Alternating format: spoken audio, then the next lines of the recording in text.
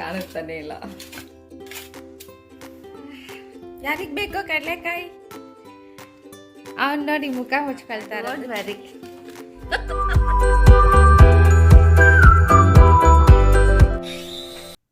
Hi friends, welcome to my channel Geetha's vlogs in ಕನ್ನಡಕ್ಕೆ ಸ್ವಾಗತ. ಹೊರಗಡೆ ನೋಡಿದ್ರೆಲ್ಲ ಕಾರ್ಪೆಂಟ್ರಿ ಕೆಲಸ ನಡೀತಾ ಇದೆ. DIY ಮಾಡ್ತಾ ಇದ್ದಾರೆ. ಅಂದರೆ ಬಳಕೆ ಮಾಡಿದಂಥ 2 ವಸ್ತುಗಳನ್ನು ನನ್ನ ಗಾರ್ಡನ್ಗೋಸ್ಕರ ಯೂಸ್ ಮಾಡಲಿಕ್ಕೆ ರೆಡಿ ಮಾಡ್ತಾ ಇದ್ದಾರೆ. ಸೊ ಅದನ್ನು ನಾನು ನಿಮಗೆ ಆಮೇಲೆ ತೋರಿಸ್ತೀನಿ. ನನ್ನ ಹಸ್ಬೆಂಡ್ಗೆ ಕಾರ್ಪೆಂಟ್ರಿ ಹಾಗೆ ಎಲೆಕ್ಟ್ರಿಷಿಯನ್ ಕೆಲಸ ಮತ್ತು ಪ್ಲಂಬಿಂಗ್ ಕೆಲಸದಲ್ಲಿ ಸ್ವಲ್ಪ ಇಂಟ್ರೆಸ್ಟ್ ಇದೆ. ಸೊ ಅದಕ್ಕಾಗಿ ಬೇಕಾಗಿರುವಂಥ ಟೂಲ್ಸ್ಗಳನ್ನೆಲ್ಲ ಸುಮಾರಾಗಿ ಇಟ್ಕೊಂಡಿದ್ದಾರೆ. ಅದರಲ್ಲಿ ಇದು ಒಂದು ಕಾರನ್ನು ವಾಶ್ ಮಾಡುವಂಥ ಒಂದು ಎಕ್ವಿಪ್ಮೆಂಟು ಅಮೆಝಾನಲ್ಲಿ ತಗೊಂಡದ್ದು. ಹಾಗೆ ಇದು ನೋಡಿ, ವುಡ್ ಕಟ್ಟಿಂಗ್ ಮೆಷಿನ್, ಅಂದರೆ ಮರಗಳನ್ನು ಟ್ರಿಮ್ ಮಾಡುವಂಥ ಒಂದು ಕಟ್ಟಿಂಗ್ ಮೆಷಿನು. ನಮ್ಮ ಹಳೆ ಮನೆಯಲ್ಲಿ ಮಾವಿನ ಮರ, ನೆಲ್ಲಿಕಾಯಿ ಮರ, ಸಂಪಿಗೆ ಮರ ಹಾಗೆ ಅಶೋಕ ಅದೆಲ್ಲ ಇದೆ. ಮಳೆಗಾಲದಲ್ಲಿ ಅರ್ಧಂಬರ್ಧ ಬೀಳುತ್ತೆ ಅಥವಾ ಜಾಸ್ತಿ ಗ್ರೋತ್ ಆದಾಗ ಕಟ್ ಮಾಡಲಿಕ್ಕೆ ತುಂಬಾ ಯೂಸ್ಫುಲ್ ಆದಂಥ ಒಂದು ಟೂಲ್ ಅಂತ ಹೇಳ್ಬೋದು. ಕತ್ತಿಯಲ್ಲಿ ಅಥವಾ ಮಚ್ಚಲ್ಲಿ ಕಡಿಯೋದಕ್ಕಿಂತ ಇದು ತುಂಬಾ ಯೂಸ್ಫುಲ್ ಆಗಿರುತ್ತೆ. ಹಾಗೆ ಇದು ನೋಡಿ, ಡ್ರಿಲ್ ಮಾಡೋಕ್ಕೆ ಬೋಶ್ ಅವರ ಒಂದು ಡ್ರಿಲ್ಲಿಂಗ್ ಮೆಷಿನನ್ನು ಇಟ್ಕೊಂಡಿದ್ದಾರೆ. ಇದರಲ್ಲಿ ಸುತ್ತಿ ಇದೆ, ಹಾಗೆ ದಾರಗಳು, ಪ್ಲಂಬಿಂಗ್ ಏನೇನು ಬೇಕೋ ಅದೆಲ್ಲ ಇಟ್ಕೊಂಡಿದ್ದಾರೆ. ಇದರಲ್ಲಂತೂ ಸಣ್ಣ ಸಣ್ಣ ಡಬ್ಬಿಗಳಲ್ಲಿ ಸಣ್ಣ ಸ್ಕ್ರೂಯಿಂದ ಹಿಡಿದು ದೊಡ್ಡ ಸ್ಕ್ರೂ, ದೊಡ್ಡ ಹುಕ್ಕು ಮತ್ತು ಕಟಿಂಗ್ ಪ್ಲೇಯರು, ನೋಸ್ ಪ್ಲೇಯರು, ಏನು ಒಂದಲ್ಲ ಎರಡಲ್ಲ, ಒಂದು ಮಿನಿ ಹಾರ್ಡ್ವೇರ್ ಶಾಪನ್ನು ಓಪನ್ ಮಾಡ್ಬೋದು. ಅಷ್ಟೊಂದು ಐಟಮ್ಸ್ ಇಟ್ಕೊಂಡಿದ್ದಾರೆ. ಏನಾದರೂ ಒಂದು ಕೆಲಸ ಮಾಡಬೇಕಂತಂದರೆ ಆವಾಗ ಹೋಗಿ ಅಂಗಡಿಯಲ್ಲಿ ತರೋಕ್ಕಿಂತ ಈ ರೀತಿ ಸ್ಟೋರ್ ಮಾಡಿ ಇಟ್ಕೊಂಡಿದ್ದಾರೆ. ಯಾಕೆಂದರೆ ಸ್ಕೂಲ್ ಟೈಮಿಂದ ಅವ್ರ ಸ್ಕೂಲಲ್ಲಿ ಕಲಿಸ್ಕೊಟ್ಟಿದ್ದಾರೆ ಪ್ಲಂಬಿಂಗು, ಎಲೆಕ್ಟ್ರಿಷಿಯನ್ ಕೆಲಸ ಅದೆಲ್ಲವನ್ನು. ಇವನ್ ನಮ್ಮ ಮನೇಲಿ ಕೂಡ ಫ್ಯಾನ್ ಫಿಕ್ಸ್ ಮಾಡೋದು, ಲೈಟ್ ಫಿಕ್ಸ್ ಮಾಡೋದು, ಚಿಮ್ನಿ ಕೂಡ ಅವರೇ ಫಿಕ್ಸ್ ಮಾಡ್ತಾರೆ, ಗೀಸರ್ ಫಿಕ್ಸ್ ಮಾಡ್ತಾರೆ, ಹಾಗೆ ವಾಟರ್ ಫಿಲ್ಟರ್ ಕೂಡ ಅವರೇ ಫಿಕ್ಸ್ ಮಾಡ್ತಾರೆ. ಸಣ್ಣ ಪುಟ್ಟ ಏನೇ ಕೆಲಸ ಇದ್ದರೂ ಇನ್ನೊಬ್ಬರ ಮೇಲೆ ಡಿಪೆಂಡ್ ಆಗದೆ ಇವರೇ ಮಾಡ್ತಾರೆ. ಸೊ ಹಾಗಾಗಿ ಇಷ್ಟೊಂದು ಟೂಲ್ಸನ್ನು ಇಟ್ಕೊಂಡಿದ್ದಾರೆ. ನಿಮ್ಮ ಮನೆಗಳಲ್ಲೂ ನೀವು ಹೀಗೆ ಇಟ್ಕೊಂಡಿರ್ತೀರಾ? ಪ್ಲೀಸ್ ಕಮೆಂಟ್ ಮಾಡಿ ಹೇಳಿ. ಒಂದು ಮಿನಿ ಹಾರ್ಡ್ವೇರ್ ಶಾಪೇ ನಮ್ಮ ಮನೆಯಲ್ಲಿದೆ.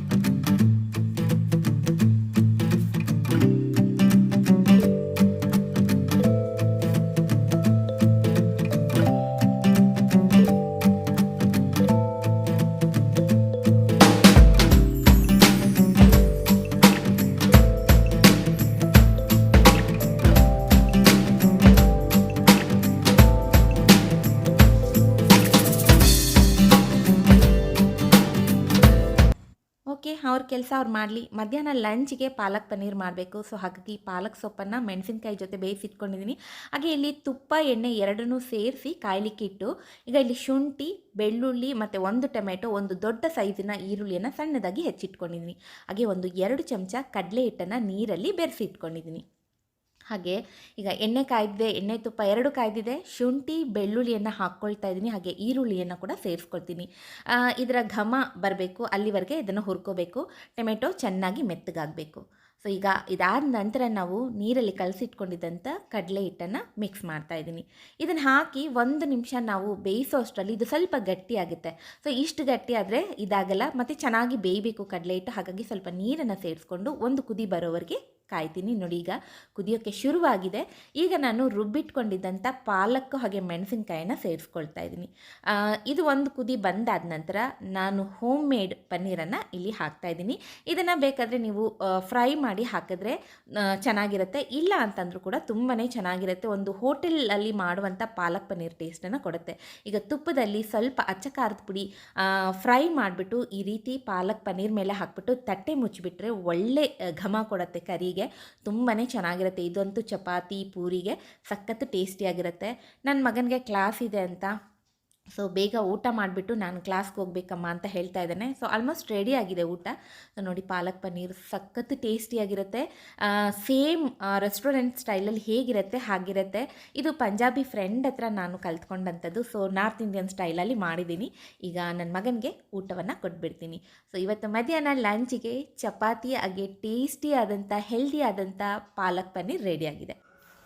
ಸೊ ಬೆಳಿಗ್ಗೆ ಕಾರ್ಪೆಂಟ್ರಿ ಕೆಲಸ ನಡೀತಾ ಇತ್ತಲ್ಲ, ಇದೇ ನೋಡಿ.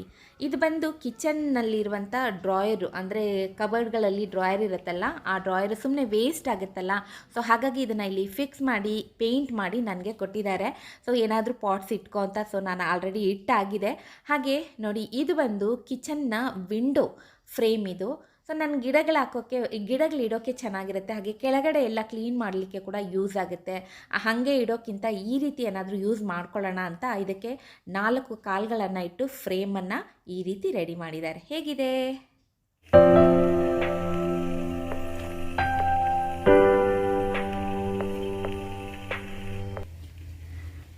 ಸಾಯಂಕಾಲ ಆದರೆ ಏನಾದರೂ ತಿನ್ನಬೇಕು ಅಂತ ಅನಿಸುತ್ತೆ. ಬಿಗ್ ಬಾಸ್ಕೆಟಲ್ಲಿ ಕಡಲೆ ಬೀಜ ತರಿಸಿದೆ. ಸೊ ಅದನ್ನು ಬೇಯಿಸ್ತಾ ಇದ್ದೀನಿ. ಆ್ಯಕ್ಚುಲಿ ಉರಿಬೇಕು ಅಂತ ಅಂದ್ಕೊಂಡೆ, ಆದರೆ ಹುರಿದ್ರೆ ಹೇಗಾಗುತ್ತೆ ಅನ್ನೋ ಗೊತ್ತಿಲ್ಲ. ತುಂಬ ಬಲ್ತಿದೆ, ಬೀಜಗಳು ಚೆನ್ನಾಗಿದೆ.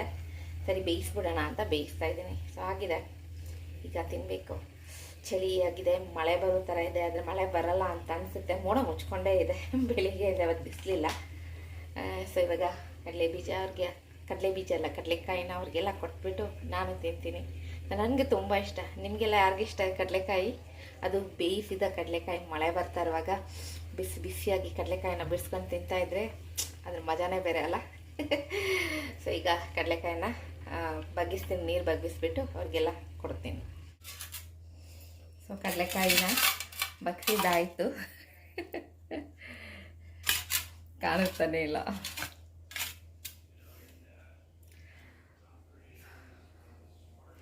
ಸೊ ಕಡಲೆಕಾಯಿನ ಬಗ್ಸಿದ್ದಾಯಿತು ನೋಡಿ.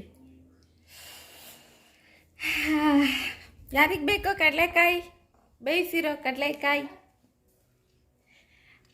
ಅವ್ನು ನೋಡಿ ಮುಖ ಮುಚ್ಕೊಳ್ತಾರೆ.